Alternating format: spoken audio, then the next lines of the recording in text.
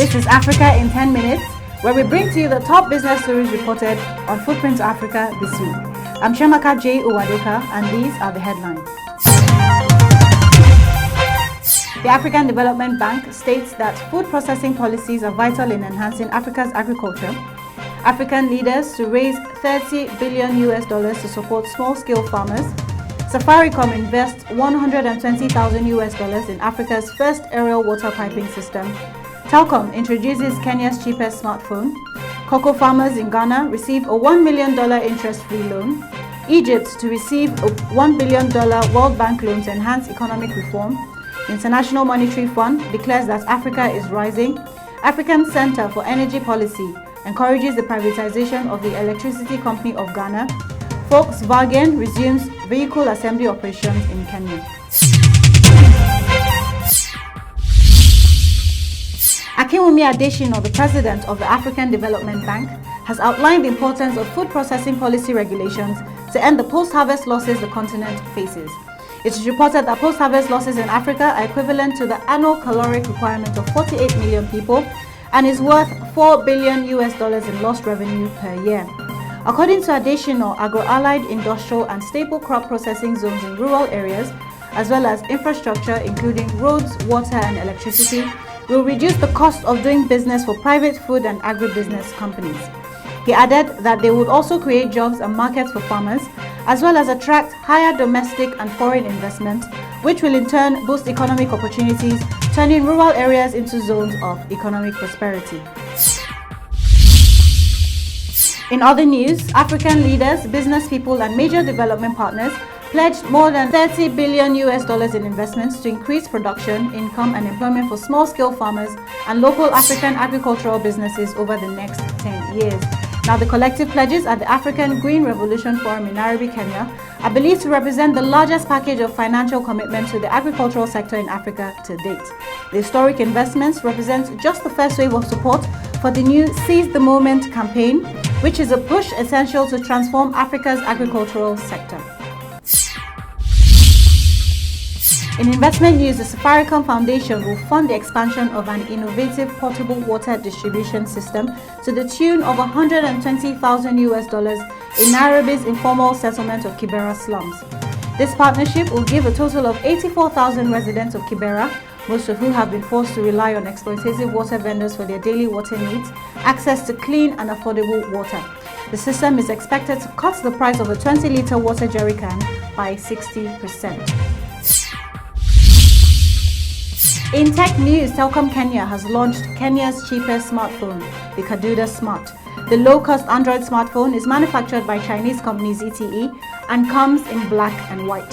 Telkom Kenya is a telecommunications operator in Kenya whose partnership with Orange SA saw the launch of the Orange brand in Kenya in 2008. The Kaduda Smart will retail at $39.99. In Ghana, the head of business at Olam Ghana, Eric Botwe, has said that the company has given $1 million interest-free loans to over 1,000 cocoa farmers in addition to the 4 million Ghana cedi premium it paid to them for the 2015-2016 cocoa season. In Northern Africa, the World Bank has disbursed $1 billion to Egypt in support of the country's economic reform program aimed at creating decent jobs, helping attract private investment and boosting growth. Egypt's inclusive reform program will enable the necessary economic environment for sustainable public finances. It would also support energy security, efficiency and investment, and also improve the business environment for small and medium enterprises by cutting through red tape, reducing barriers to entry, and promoting better competition policies. In foreign affairs, the International Monetary Fund says although sub-Saharan Africa has experienced a difficult global environment and also a slump in commodity prices, Africa is rising.